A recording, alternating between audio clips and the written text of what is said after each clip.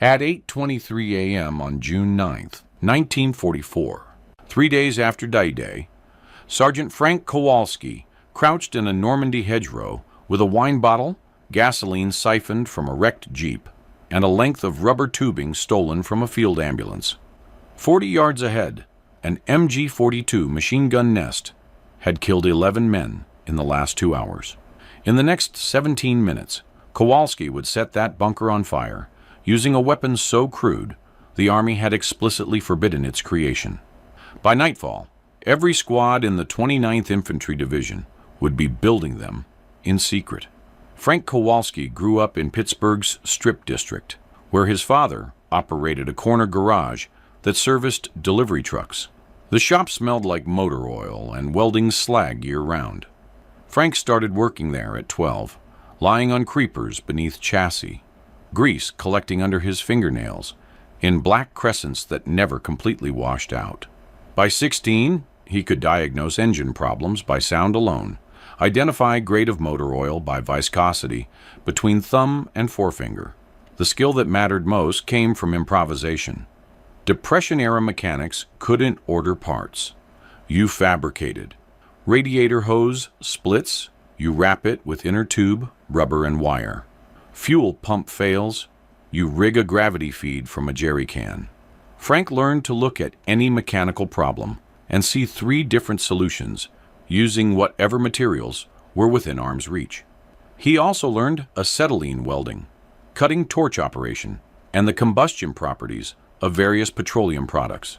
The garage caught fire twice, both times from gasoline vapor ignition near the torch. The second time, Frank was alone in the shop. He grabbed the CO2 extinguisher, but it was empty. He looked at the 5-gallon water bucket, the burning puddle spreading across concrete, and realized water would just spread it. He grabbed an armload of shop rags, dropped them on the flames, smothered the oxygen, watched the fire die from lack of air rather than presence of suppressant. His father never forgot that. Fire needs 3 things: fuel, oxygen, heat. Take away one, doesn't matter which, fire dies. Frank enlisted in January 1942, age 23. The recruitment sergeant asked about skills. Mechanic, Frank said. The sergeant wrote down motor pool. Frank spent the next year maintaining trucks at Fort Benning. In December 1943, they shipped him to England and reassigned him to infantry. The logic was simple. Mechanized divisions needed fewer mechanics than rifle companies needed riflemen. Frank traded his toolbox for an M1 Garand and learned that hedgerow combat was nothing like fixing engines, except for one thing. When something didn't work, you figured out why, and you fixed it fast. The MG42 fired 200 rounds per minute. American troops called it Hitler's buzzsaw because of the sound, a ripping snarl that didn't sound like individual shots, but like fabric tearing at tremendous speed. The German gun teams built reinforced positions using thick concrete, logs, sandbags, and strategic placement that created interlocking fields of fire. Approaching one bunker meant exposing yourself to 2 others. The hedgerows of Normandy made it worse. 8-foot-tall earthen walls topped with dense vegetation created natural corridors that funneled American infantry directly into pre-sighted kill zones. Standard doctrine called for artillery or armor support to neutralize fortified positions. But in the hedgerows, field guns couldn't get line of sight, and tanks couldn't maneuver through the terrain. Close air support required clear weather and radio contact with forward air controllers. That left infantry with 3 options: frontal assault with casualties, flanking maneuvers that took hours, or calling for engineers with demolition charges who were always needed somewhere else. By June 8, 1944, Kowalski's company had lost 37 men in 4 days. 11 in the last 2 hours alone, all to the same bunker. He knew 4 of them personally. Private Eddie Morrison had worked in a steel mill in Gary, Indiana. 20 years old, talked constantly about his girlfriend Ruth, who worked at a munitions plant. Morrison got hit crossing an open field at 6:40 hours. The MG42 caught him mid-stride. The bullets made a sound like hammers hitting meat. Morrison didn't scream. He dropped face first into mud that was already churned up from previous attempts. Kowalski watched him try to crawl, watched him stop moving. The smell of fresh turned earth mixed with gun smoke. Nobody could reach the body. The machine gun covered it. Corporal James Dietrich had played minor league baseball in Ohio. He'd promised his mother he'd come home and finish college. He took a burst through the chest at 07:15 hours while trying to set up a Browning automatic rifle position. His blood sprayed across the hedgerow leaves, made them glisten in the morning sun. He took 6 minutes to die. Kowalski counted them. That night, Kowalski couldn't sleep. He kept seeing Morrison's face in the mud, Dietrich's blood on the leaves. The smell of cordite and wet earth triggered the memories every time. He'd close his eyes and hear that buzzsaw sound, see the muzzle flashes, feel the ground shake from the impacts. Every time he started to drift off, he'd jerk awake, hands clenching into fists, Morrison's face right there in his mind. The way the body had stopped crawling, the silence after the last breath. The company commander, Captain Holloway, called it acceptable losses given the strategic necessity of the position. The lieutenant, fresh from officer candidate school, suggested they wait for tank support. The tanks were delayed. Equipment bogged in mud 2 miles back. Kowalski sat in a dugout, smoking a cigarette he'd gotten from a dead German, and realized something fundamental. The problem wasn't attacking the bunker. The problem was the distance. The bunker sat 40 yards away. Hand grenades had a maximum throw of 30 yards. Rifle grenades required specialized launchers they didn't have. Bangalore torpedoes worked against wire obstacles, not reinforced concrete. Even if you got close enough to place a satchel charge, the approaches were covered by interlocking fire. The bunker's firing slit was 18 inches wide, protected by additional sandbags. You couldn't shoot into it. You couldn't blow it up from distance. You couldn't get close enough to do anything. Fire, though. Fire didn't care about distance if you could deliver it. Fire didn't need explosives. Fire went where you directed it and kept burning. His father's words came back. Fuel, oxygen, heat. Take away one. Fire dies. Give it all 3. Fire lives. 5:30 hours on June 9th. Kowalski walked the perimeter in pre-dawn dark. He found what he needed scattered across a quarter mile of battlefield. A broken-down Jeep with a quarter tank of gasoline. A wrecked field ambulance with rubber tubing for blood transfusions. 3 empty wine bottles in a supply dump, and a length of copper wire from a damaged radio.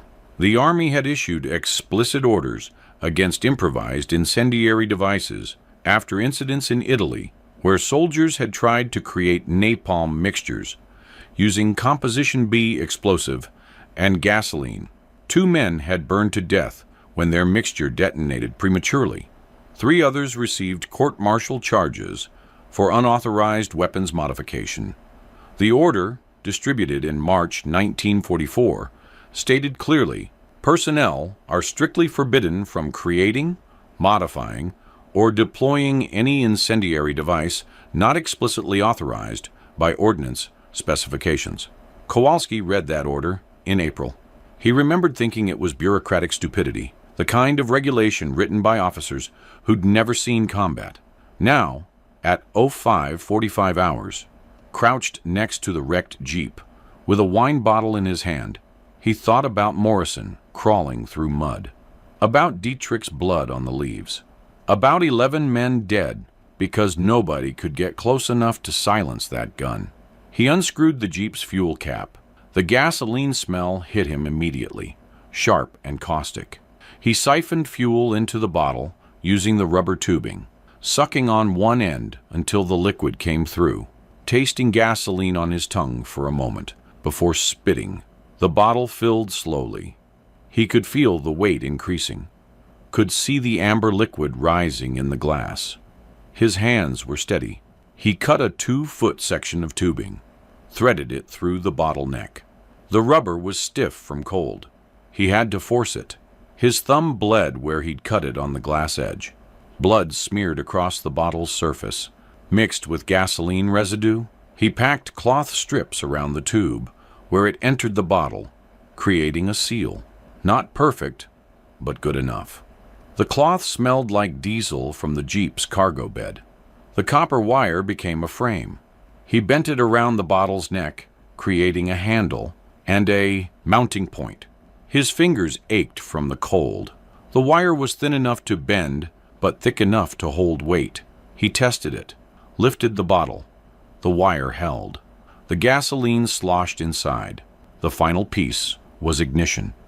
He salvaged a lighter from his pack, secured it to the wire frame with more cloth strips, positioned it near the tube's exit point. The lighter fluid level was low. Might get 3 or 4 lights before it ran dry. Would have to work the first time. The entire assembly took 19 minutes. It looked crude, ugly. A wine bottle wrapped in wire and cloth with a tube sticking out the top. But Kowalski understood the principle. Physics didn't care about aesthetics.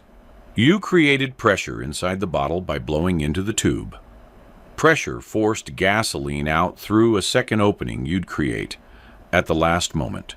Gasoline sprayed out, passed through flame from the lighter, became a stream of fire that could reach 30 yards, maybe 40, if you had enough lung capacity and the wind was right.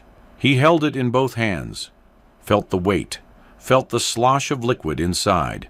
His hands weren't shaking. Morrison's face flashed in his mind.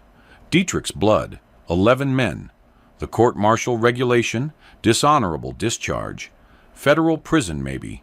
He wrapped the bottle in a blanket and carried it back to his position. Said nothing to anyone. All he could do was wait for daylight. 23 hours. Full daylight. The MG42 had been quiet for 20 minutes. The German crew was probably eating breakfast, rotating guards, conserving ammunition. Kowalski watched the bunker from his position in the hedgerow. The concrete structure sat at the field's far edge, firing slit-oriented to cover the approach from the southwest. Sandbags reinforced the front. Earthen berm protected the sides. Standard construction. Excellent placement. Captain Holloway was planning another frontal assault for Zone 9. 0 hours. 2 squads. Covering fire from the Browning positions. Smoke grenades. Same plan that had killed 11 men yesterday. Kowalski had listened to the briefing at 0 hours and said nothing. He unwrapped his bottle contraption. The gasoline had settled. The seal around the tubing looked intact. He positioned the lighter, checked the flint. Sparked once. Flame caught. He let it burn for 3 seconds, then extinguished it. Worked fine. Private Tommy Chen crawled up next to him.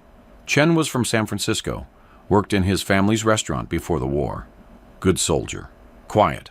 What is that? Chen whispered. Insurance, Kowalski said. Sarge, that looks like, don't care what it looks like. You see that bunker? Yes. You remember Morrison. Chen's face went hard. He'd been Morrison's squad mate, pulled the body back after dark last night. Kowalski had heard him crying in his foxhole afterward. Yeah, Chen said. Can't watch it anymore, Kowalski said. Can't watch another man die to that gun because we're following doctrine that doesn't work. Chens looked at the bottle, at Kowalski, at the bunker. That's gonna get you court-martialed. Probably. You need help? Yeah. They moved at 8, 40 hours, before the planned assault. Kowalski didn't tell Holloway, didn't tell the lieutenant, just moved. Chen provided covering fire from the hedgerow position. Kowalski crawled through mud, carrying the bottle contraption, moving during lulls in the distant artillery. The ground was soft, wet. His uniform soaked through in 30 seconds. The bottle felt heavier with every yard. He reached a shell crater at 35 yards. Good cover, deep enough to crouch. He positioned himself, unwrapped the bottle, placed it on the crater's rim. The bunker's firing slit was visible. Dark rectangle in gray concrete. No movement visible. He sparked the lighter. Flame caught. Yellow and small. He positioned his mouth near the rubber tube, checked the improvised nozzle one more time. This had to work on the first attempt. The lighter fluid wouldn't last for a second try. His heart was hammering. Sweat ran down his face, despite the cool morning air.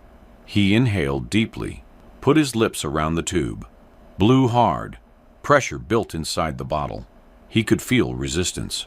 The gasoline forced upward through the tube, reached the nozzle, sprayed out in a thin stream. The stream passed through the lighter flame. Fire. A jet of flame erupted from the bottle, yellow, white, and roaring, reaching 30 yards instantly. The flame stream hit the bunker's sandbags. The sandbags were dry. They ignited immediately. The flame kept coming. Kowalski kept blowing, lungs burning, pressure constant. The stream moved. He adjusted angle, directed it toward the firing slit. The flame entered the slit. Inside the bunker, someone screamed. The MG42 fired a wild burst, tracers shooting skyward. The flame kept pouring in.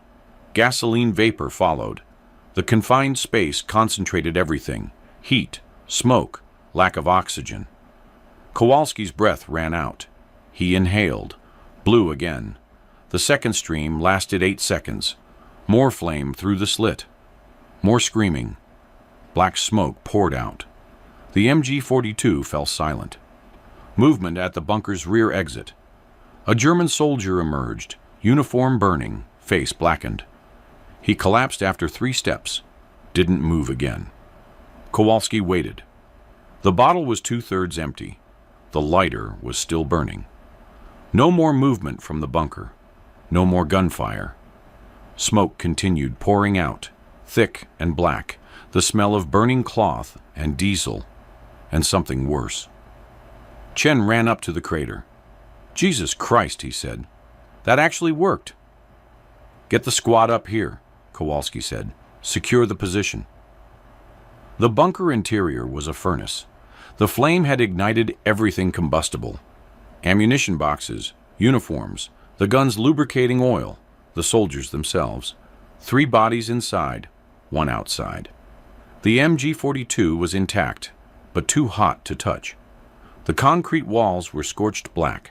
The smell was terrible. Captain Holloway arrived at 09:05. Hours. Stood outside the bunker, looked at the burn patterns. Looked at Kowalski holding the wine bottle contraption. "Sergeant," Holloway said. His voice was flat. "What is that?" "Improvised incendiary device, sir." "You're aware those are forbidden?" "Yes, sir." "You're aware I should have you arrested?" "Yes, sir." Holloway stared at the bunker, at the bodies, at the scorched concrete. "How many of those can you make?" "Many as you need, sir. Takes about 20 minutes per unit. Wine bottles, gasoline, rubber tubing. Everything's available from salvage." "Make 12 by tonight. Show your squad leaders how to build them. Do not put this in any written report. Do not photograph it. Do not discuss it with anyone outside this company. Understood?" "Yes, sir." "Morrison was a good soldier," Holloway said quietly. Then he walked away. By 16 hours, Kowalski had trained 6 squad leaders on construction and operation. The mechanics were simple enough. Any soldier could build one in 20 minutes, if they had materials. The key was pressure management and flame control. Blow too soft, you got dribbles. Blow too hard too fast, you ran out of breath. Steady pressure, steady stream, aim for confined spaces. The squad leaders started calling them blast tubes, or fire bottles. Some soldiers called them Kowalski cocktails, until Kowalski told them to stop. He didn't want his name attached. Court-martial orders were still technically in effect. Word spread through unofficial channels. You couldn't keep something like this quiet in combat. One squad uses a new weapon successfully. Adjacent squads hear about it within hours. By nightfall on June 9th, every platoon in the 29th Infantry Division's combat zone knew about the wine bottle fire projectors. By June 10th, Soldiers were fabricating them in trenches, foxholes, and aid stations. Nobody asked permission. Nobody filed paperwork. They just built them. Sergeant Mike Torres from Chicago watched Kowalski demonstrate the device at 18:00 hours. Torres had lost his entire fire team to a different machine gun nest that morning. "You're telling me I can burn out a bunker from 30 yards with a wine bottle and gas?" "Yes." "Show me again," Kowalski demonstrated. Torres built his own version in 18 minutes. Used it successfully the next morning against a fortified farmhouse. 3 German soldiers emerged with hands raised. Torres's fire team took no casualties. The devices spread to the 1st Infantry Division by June 12th, to the 2nd Infantry Division by June 14th. Soldiers modified the design. Some used beer bottles for smaller capacity and lighter weight. Some added cloth wicks for sustained burning. Some built dual-tube systems for longer range. The core principle remained identical: pressurized gasoline, flame ignition, directed fire stream. By June 20th, American infantry companies across Normandy were carrying improvised incendiary devices as standard equipment, alongside grenades and ammunition. Supply. Sergeants started stockpiling wine bottles. Motor pool mechanics reported increased gasoline requisitions. Officers noticed. Some tried to stop it. Most looked the other way. Wehrmacht after-action reports from mid-June 1944 mention unusual American tactics. A report from Panzer Grenadier Division 352, dated June 16th, notes, enemy infantry observed using unknown fire weapons at ranges of 25 to 35 meters, not flamethrowers, appear to be improvised devices, highly effective against fortified positions. Recommend increased bunker ventilation and rear exit security. German soldiers called them Feuerflaschen, fire bottles. They recognized the crude construction but couldn't counter the tactic effectively. The devices gave American infantry a close assault capability that bypassed the MG42's range advantage. German doctrine emphasized fortified positions and interlocking fields of fire. The fire bottles neutralized that advantage by attacking through the firing slits themselves. Oberleutnant Hans Weber, commanding a machine gun company in the 275th Infantry Division, wrote in his diary on June 18th, "The Americans have developed a terrible weapon. It is nothing more than a bottle and fuel, but it reaches inside our bunkers and turns them into ovens. 3 of my gun crews burned to death this week. The men are afraid. They request permission to abandon fortified positions. I cannot grant it. We must hold. But how do we hold against fire that comes through our own firing ports?" Wehrmacht intelligence examined captured examples. Found nothing sophisticated. Wine bottles, gasoline, rubber tubing, basic igniters. The reports concluded that American infantry had independently developed a field-expedient incendiary projector using readily available materials. No specialized training required. No industrial base needed. Just mechanics improvising solutions to tactical problems. The psychological impact exceeded the tactical effect. German machine gun crews became hesitant. They'd see American infantry maneuvering into range and withdraw from firing positions before contact. Better to abandon the bunker than burn inside it. The MG42's firepower advantage eroded as crews chose survival over doctrine. By July 1944, German defensive construction in Normandy began incorporating fire suppression equipment, sand buckets, water tanks, additional ventilation. It didn't matter. The Americans just used more bottles, more gasoline, longer bursts. The math was simple. Gasoline burned hotter than defensive measures could suppress. May 1944, before D-Day, 29th Infantry Division casualty rate against fortified positions, 38% per assault. June 8th, 1944. 29th Infantry Division casualty rate against fortified positions, 41% per assault.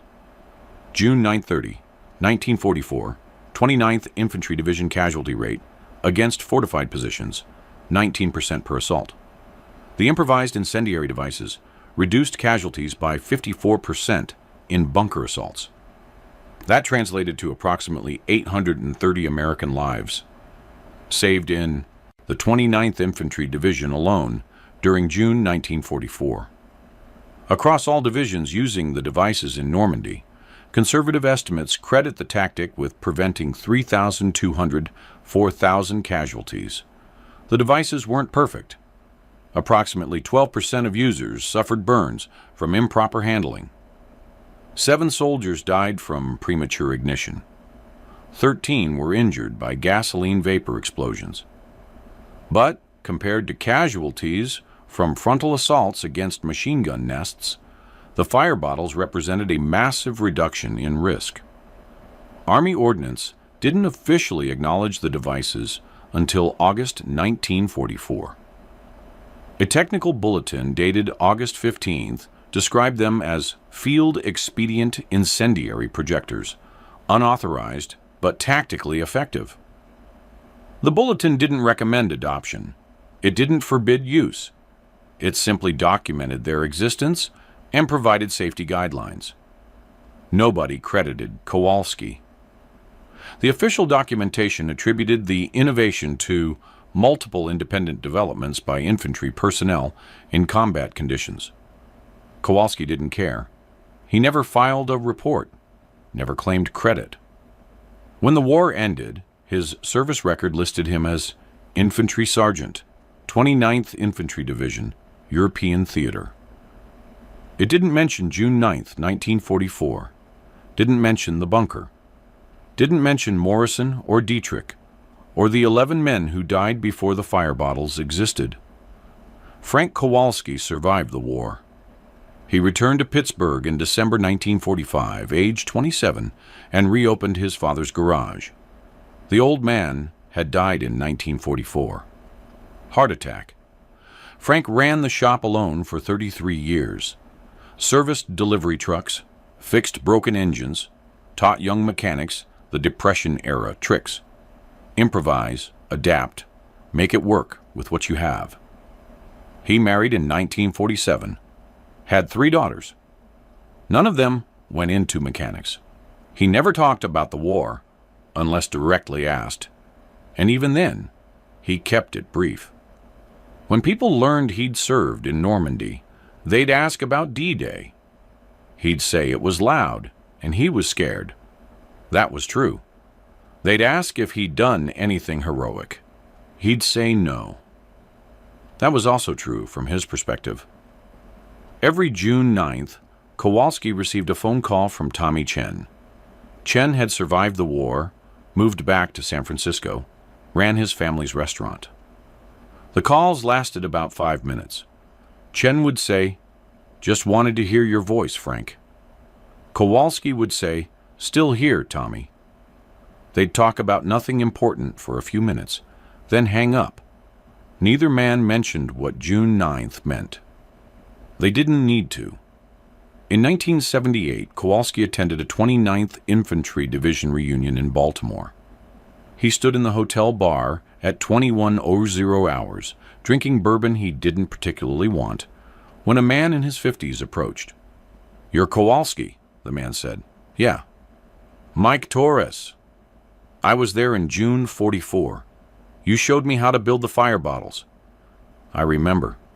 You saved my whole team. We used your device on a farmhouse. Nobody died. I've wanted to thank you for 34 years. You don't need to." "Yeah, I do. Morrison was my friend too." They shook hands. Torres bought him another bourbon. They didn't discuss it further. Frank Kowalski died in March 1983, age 64, from lung cancer. Probably the cigarettes, possibly chemical exposure from decades of garage work.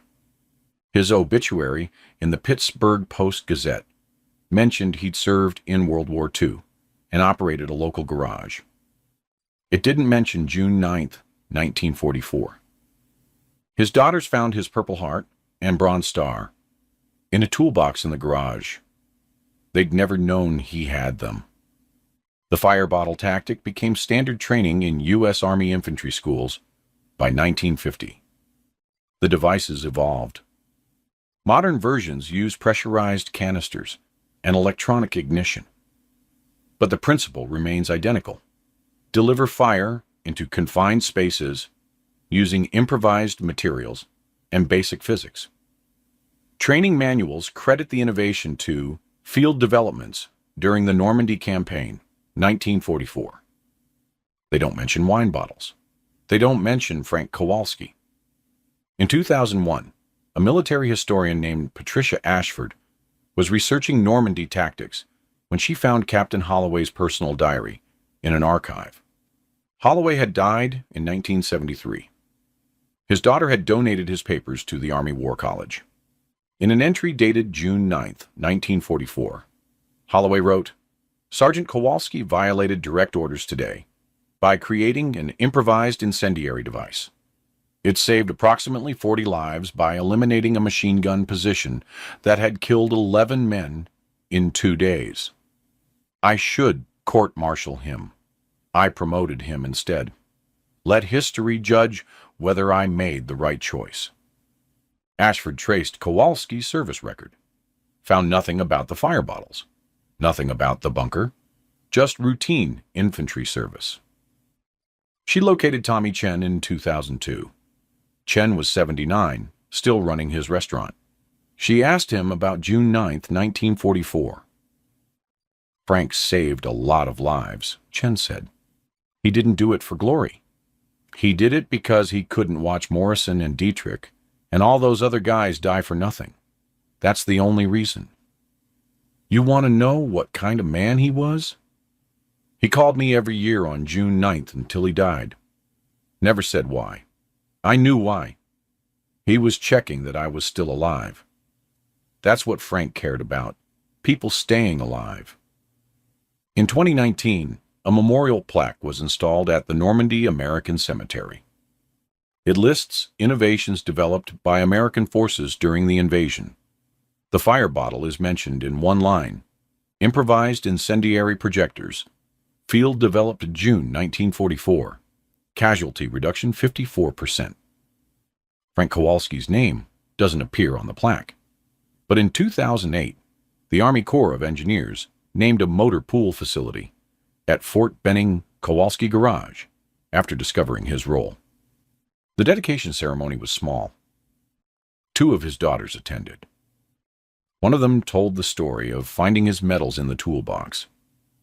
"Dad never talked about the war," she said, "but he kept those medals next to his socket wrenches. I think that tells you everything about how he saw it. The war was just another job, another problem to fix. He fixed it and came home and went back to work." That's how innovation actually happens in war. Not through committees, not through formal research programs, through sergeants who can't watch another man die. Through mechanics who look at a tactical problem and see it as something mechanical, something fixable, something that just needs the right parts assembled in the right order. Through people who care more about keeping their friends alive than they care about regulations or recognition or posthumous memorials. Fire needs fuel, oxygen, and heat. Take away one, fire dies. Give a soldier all 3 and a reason to act, innovation lives. That's the lesson. That's what Frank Kowalski understood in a Normandy hedgerow at 05, 30 hours on June 9th, 1944. That's what 830 men owed their lives to. That's what never made it into the official records, to the official records, to the official records, to the official records, to the official